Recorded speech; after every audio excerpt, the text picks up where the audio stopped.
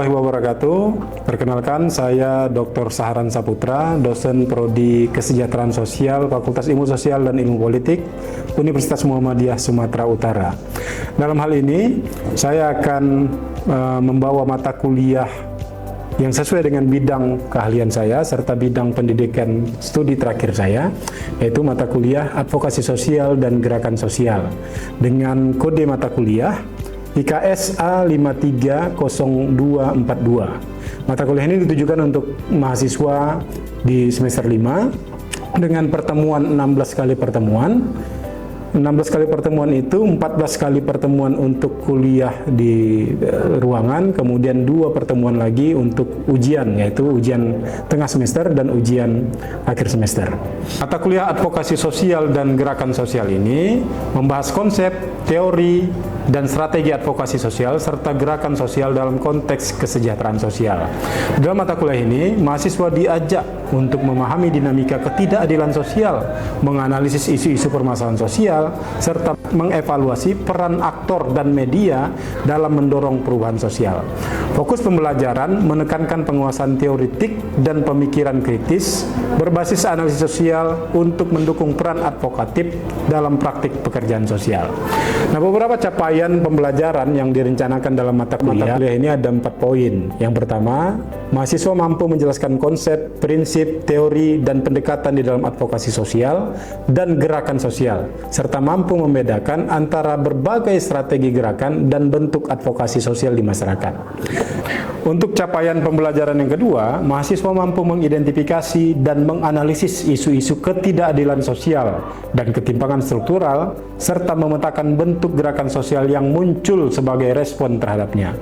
Sementara capaian pembelajaran yang ketiga, mahasiswa mampu merancang strategi advokasi sosial dan bentuk pengorganisasian komunitas yang berbasis pada hasil asesmen. Asesmen dalam ini adalah asesmen kebutuhan komunitas dan prinsip kesetaraan.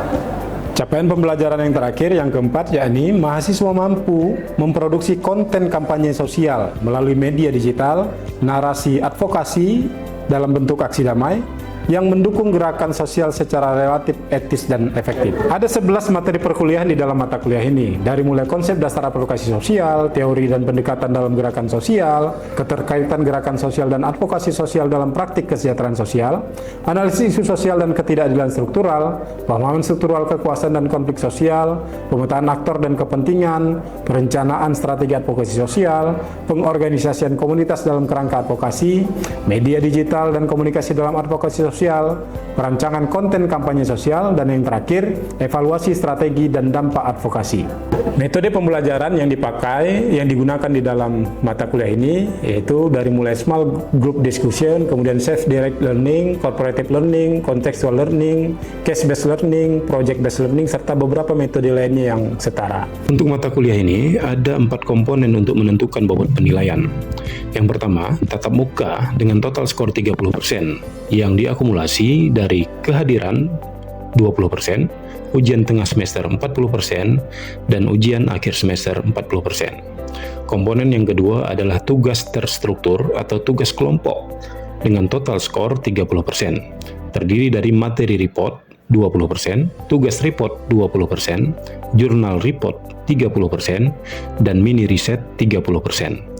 Komponen yang ketiga adalah tugas mandiri dengan total skor 30%, terdiri dari materi report 60% dan tugas report 40%. Sementara komponen yang keempat adalah attitude dengan total skor 10%, di mana attitude dinilai dari kedisiplinan, penampilan, kesantunan, kemampuan kerjasama, kemampuan komunikasi, komitmen, keteladanan, semangat, empati, dan tanggung jawab.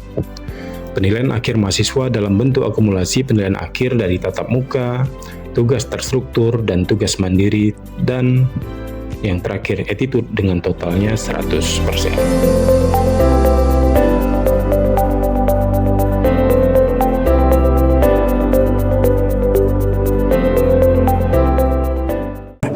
Bismillahirrahmanirrahim. Assalamualaikum warahmatullahi wabarakatuh. Waalaikumsalam warahmatullahi wabarakatuh. Baik. Baik, apa kabar semua? Baik, Pak. Senyumnya cerah-cerah hari ini ya. Ini kayaknya udah pada semangat mau lanjut studi ya. Oke, baik. Sebenarnya kita buka dulu. Rabbi tubillahi rabbah wa bil islami dina wa bi muhammadin nabiyya wa rasulah. Rabbi zidni ilman warzuqni fahman wa amalan salihah. Kita masuk ke pertemuan ke-6 ya, minggu ini benar ya? Pertemuan ke-6. Minggu lalu kita sudah bahas terkait dengan apa? Masih ingat minggu lalu? Analisis masalah-masalah sosial ya. Kita sudah petakan masalah-masalah sosial, kemudian kelompok-kelompok rentan mana aja. Apa? Minggu lalu apa aja yang sudah kita petakan? Masalah-masalah sosial. Yang pertama itu ada pendidikan marginal, ada kesehatan, difabel, nabza, inklusi sosial, dan bahkan ada masuk konflik agraria. Oke. Nah, jadi memang ada banyak sekali kemarin kita sudah petakan permasalahan-permasalahan sosial, perlu kita dalami. Nah, harapannya di pertemuan kali ini nanti akan kita coba petakan lebih lanjut dari masalah-masalah sosial itu terkait dengan alur kerja advokasi sosial. Sesuai dengan mata kuliah ini kan kita mata kuliahnya advokasi sosial dan gerakan sosial ya. Nah, ini materi ke-6. Materi kita tentang analisis aktor, kemudian struktur kekuasaan lokal, serta bagaimana isu-isu marginalisasi yang sudah kita bahas minggu lalu itu kita kita analisis dengan pendekatan gerakan sosial dan bagaimana bentuk advokasi sosial yang akan kita jalankan.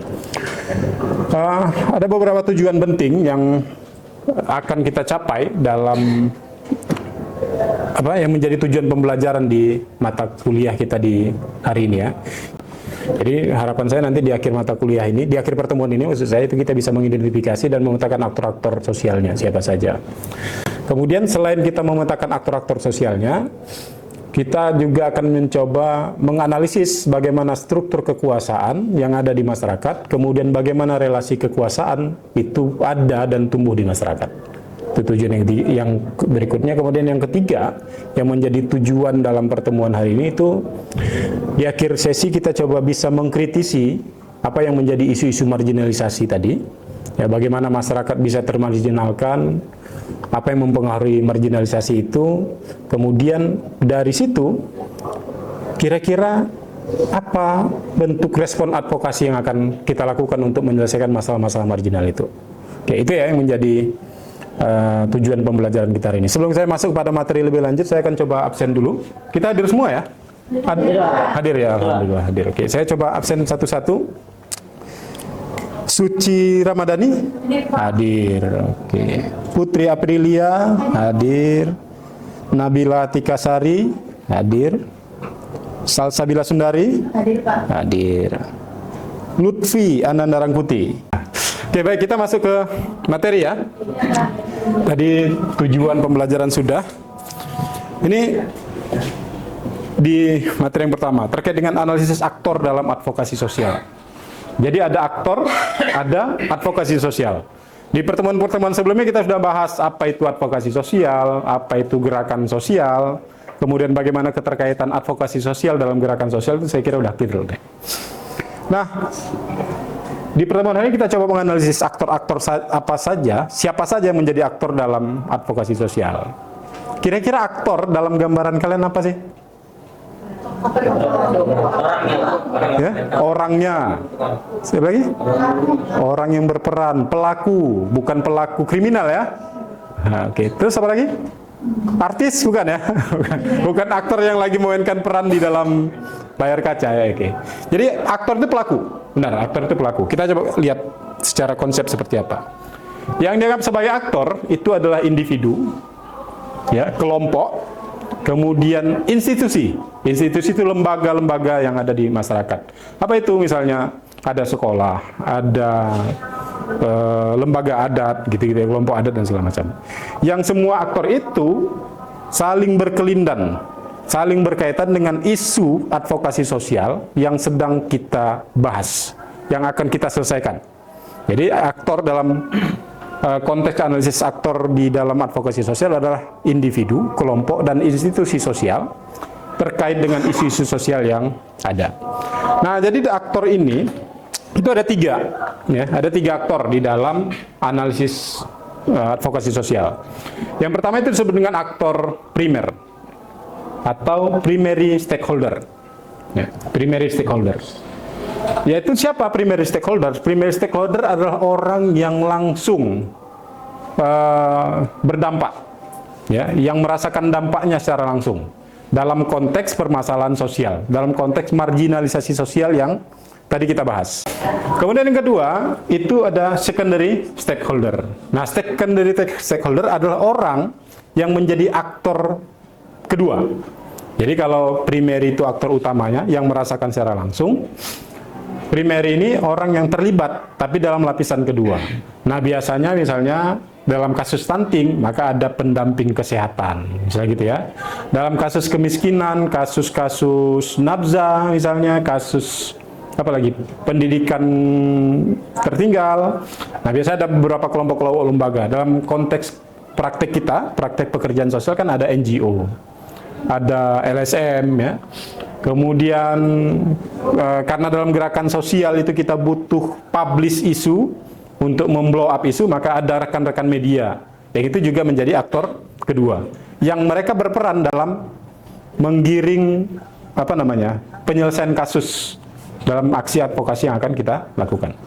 Kemudian termasuk akademisi, misalnya ada keterlibatan akademisi. Jadi selain NGO, lembaga-lembaga terkait, ada akademisi juga yang terlibat. Nah, itu yang kedua. Yang ketiga, ada key stakeholder. Ini kuncinya, ya. Selain dari primer, second, ada key. Ini aktor kunci. Siapa aktor kunci? Aktor kunci itu elit lokal. Siapa itu elit lokal? Elit lokal itu orang yang punya pengaruh di masyarakat. Di setiap masyarakat itu ada orang-orang yang punya pengaruh. Apakah dia masuk dalam struktur kuasa yang jelas? Karena nanti kita akan bicara struktur kuasa juga dalam pertemuan hari ini. Atau orang yang dia hidden, dia tersembunyi, tidak muncul dalam struktur, tapi dia punya pengaruh yang besar. Ya, kita kalau kalian perhatikan di lingkungan tempat tinggal kita sebenarnya, kita bisa menemukan ada beberapa orang yang dia nggak masuk dalam struktur pemerintahan, nggak masuk dalam struktur masyarakat adat misalnya, nggak masuk dalam struktur masyarakat yang tokoh pemuda gitu-gitu ya. Tapi ketika orang punya permasalahan, pendapat dia sering diminta. Gitu ya. Jadi itu aktor-aktor yang hidden. Ini itu elit lokal. Nah, kemudian lagi yang jelas dia tadi ya, lurah, kepala desa, tokoh pemuda, tokoh agama, gitu ya, tokoh-tokoh masyarakat. Nah, itu yang masuk.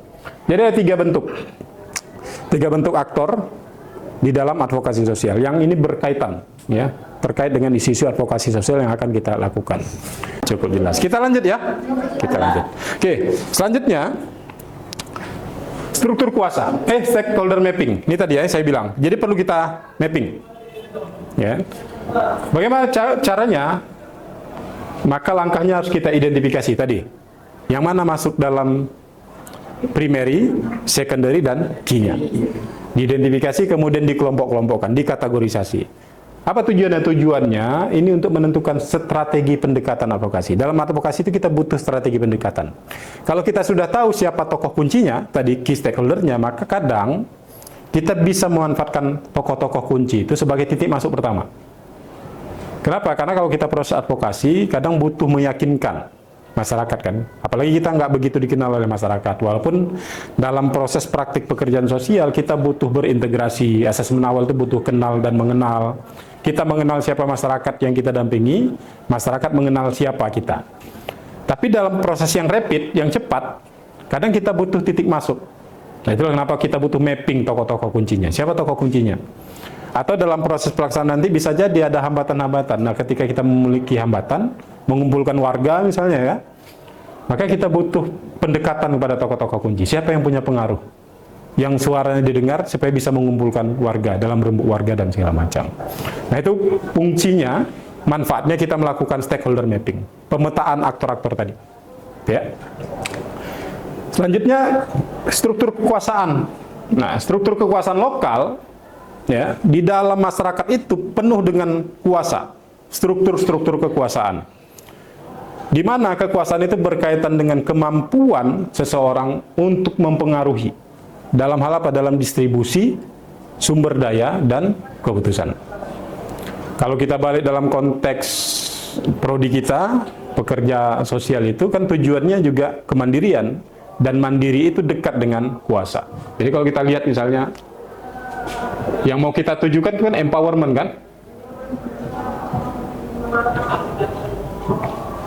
Empowerment itu kan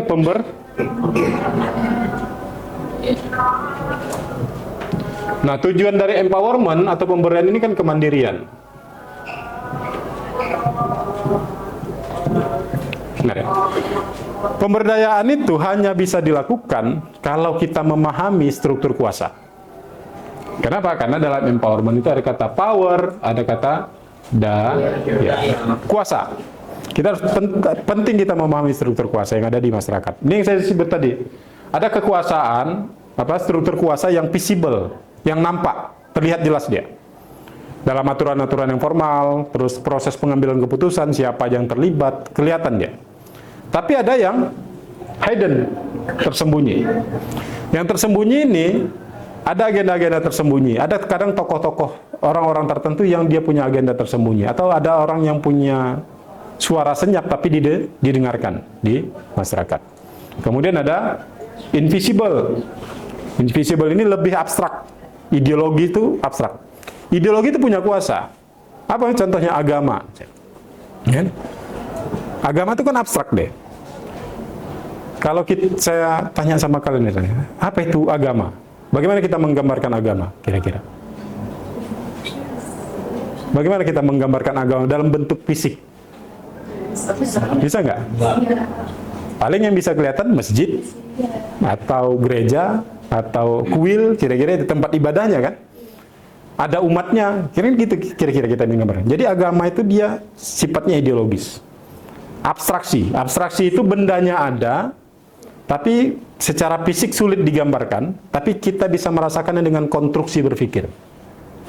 Agama itu ya harus ada rumah ibadahnya, ada kitab sucinya, ada kepercayaannya terhadap Tuhan, ada nilai-nilai religiusitas, ada penganutnya, kira-kira itu. Jadi yang bisa kita gambarkan adalah bentuk-bentuk fisik dari komponen-komponennya. Tapi secara struktur ideologi agama itu sulit kita menggambarkan. Tapi kita bisa rasakan, kan? Sama seperti kita merasakan keimanan, kan? Bagaimana bentuk iman? Nah, gimana kira-kira bentuk iman, Ustaz Fuad? Mumpung kita ada Ustaz nih ya.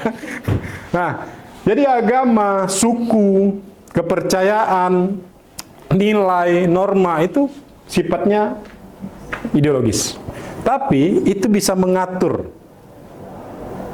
kehidupan satu kelompok. Ya, kita bisa mengatur kehidupan satu kelompok. Dia bisa membentuk kesadaran-kesadaran yang utuh di masyarakat. Kadangkala hal-hal yang sifatnya invisible power ini justru menjadi kebenaran mutlak. Justru jadi kebenaran mutlak. Misalnya begini, kadang kita perlu meminjam dalil-dalil agama untuk membenarkan apa yang kita lakukan, apa yang kita buat, gitu ya. Kenapa? Karena kalau kita buat saja pakai logika dunia, pakai logika manusia, kadang masih banyak bantahan-bantahan. Tapi ketika kita pinjam dalil agama misalnya, maka itu akan bisa menjadi kebenaran mutlak yang diamini oleh banyak orang. Dan itu seringkali dijadikan alat kekuasaan bagi kelompok-kelompok tertentu. Nah, itu makanya jangan heran kalau misalnya dalam fase politik misalnya ya, banyak orang kan rutin deh di Indonesia kan cerita nanti politik identitas. Nah, politik identitas itu karena dia meminjam power ideologi itu. Ya, identitasnya apakah identitas yang minoritas, mayoritas dengan segala macam. Nah, itu pakai power ideologi.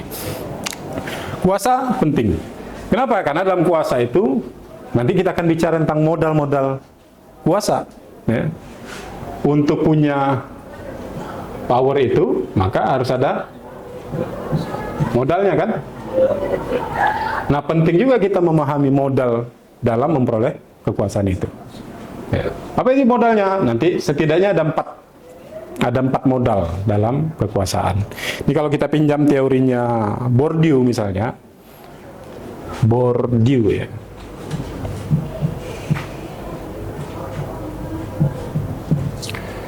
Dia punya teori kuasa terkait dengan kuasa, modal, ranah.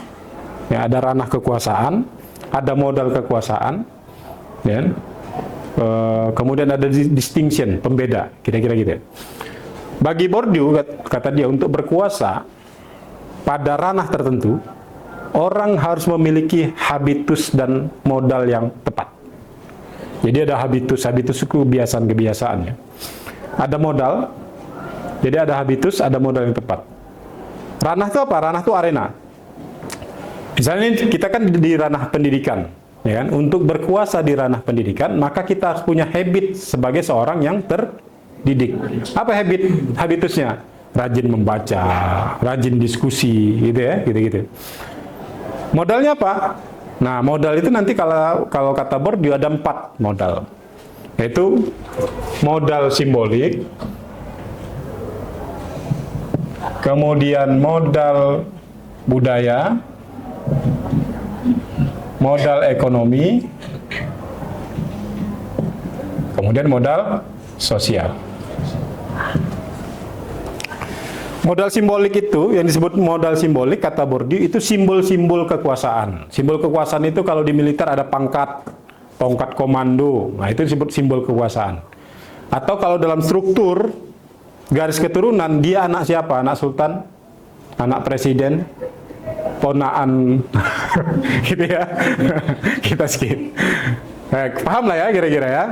Nah itu simbol kekuasaan. Ente anak siapa? Oh anak raja Demak, kira-kira gitu. Oh ya ini anak raja.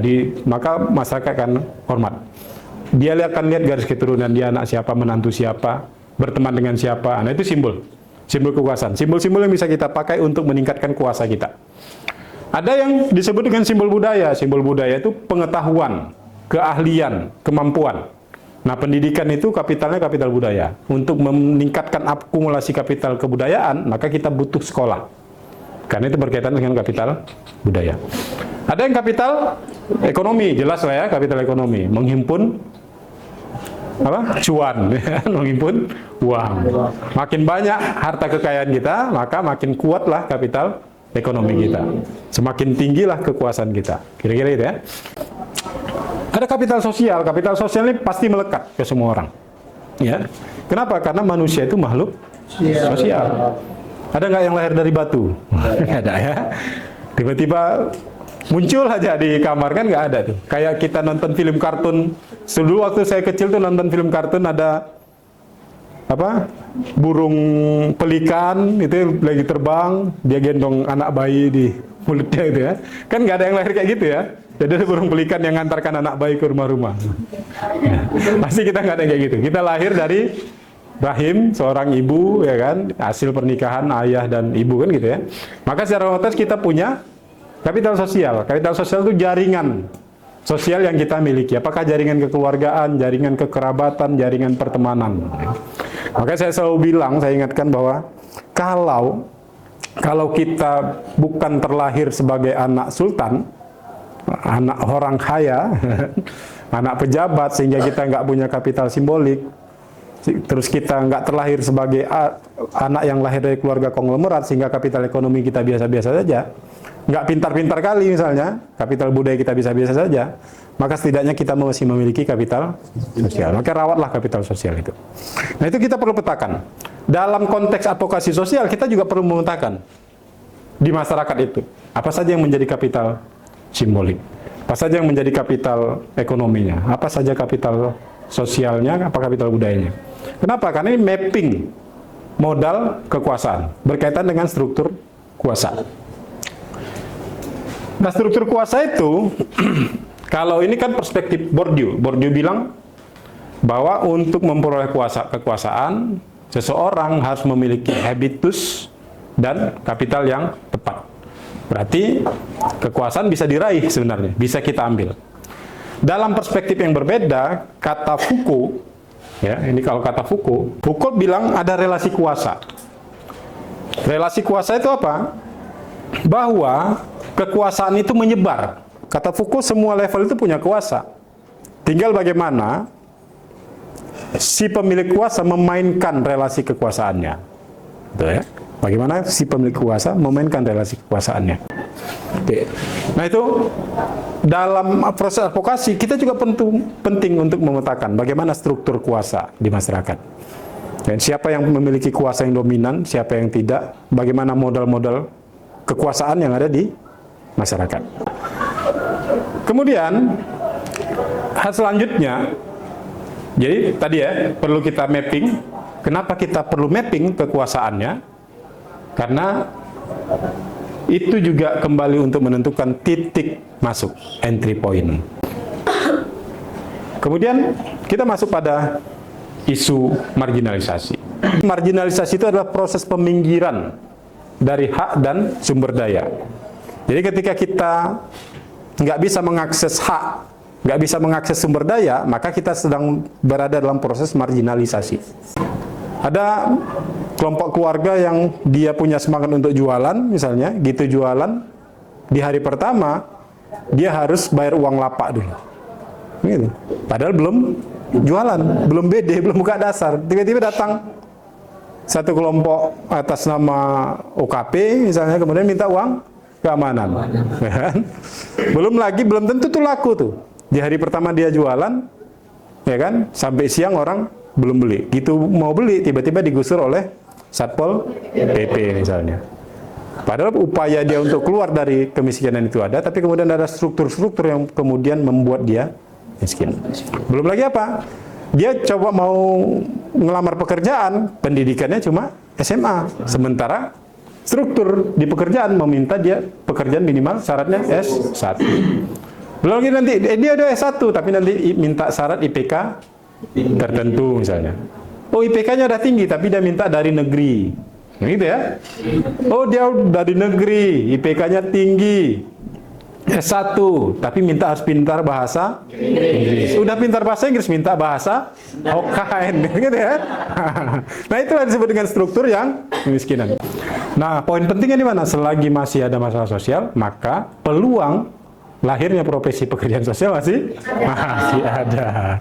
Oke, kita akan masuk pada satu contoh kasus. Nah, saya akan memberikan satu contoh kasus tentang marginalisasi lokal yang terjadi. Ya, ini terjadi pada masyarakat yang termarginalisasi dalam dunia pendidikan. Kenapa tadi? Karena kurangnya akses informasi dan layanan. Nah, sebelum saya ceritakan, kita tonton dulu videonya ya. Hari ini saya akan kembali ke Kampung Palu. Mungkin ini adalah nama kampung yang asing bagi sebagian orang.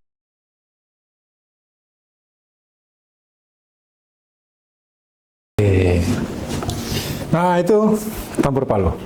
SMP Merdeka. Sekarang kita masuk ke sesi akhir. Tugasnya sederhana, ya, sama seperti yang kita diskusikan. Kan minggu lalu kan kita sudah memetakan masalah-masalah sosial ya, masalah sosial, siapa kelompok rentannya. Maka minggu ini kita sudah belajar bagaimana struktur masyarakat, struktur kekuasaan, apa itu proses marginalisasi, apa aktor-aktornya. Maka dari isu-isu sosial yang sudah kita petakan minggu lalu, kalian bagi kelompoknya, ya, kita bagi 5 kelompok aja. Jadi 5 isu nanti diambil. Kemudian lihat, dipetakan, petakan aktornya, jadi aktornya tadi terkait dengan apa? Primary stakeholdernya, secondary stakeholdernya, key stakeholdernya dipetakan, di mapping, kemudian mapping powernya, power mappingnya dilakukan, kemudian setelah dipetakan mapping power, kemudian mapping stakeholdernya, lihat bagaimana bentuk marginalisasinya. Kemudian apa rekomendasi advokasi terhadap kasus itu? Ditulis dalam makalah kertas A4 ya, standar Times New Roman 12, 1,5 spasi, maksimal 4 halaman aja, nggak usah banyak-banyak. Sebelum saya akhiri, ada yang mau ditanya? Ada yang mau komentar? Cukup jelas? Cukup. Baik, kalau cukup jelas, nggak ada yang mau kita tanya, kita bisa akhiri pertemuan hari ini. Terima kasih yang sudah hadir. Kita akhiri dengan lafaz hamdalah. Alhamdulillahirrahmanirrahim. Billahi bisabil haq, fastabiqul khairat. Assalamualaikum warahmatullahi wabarakatuh. Waalaikumsalam warahmatullahi wabarakatuh.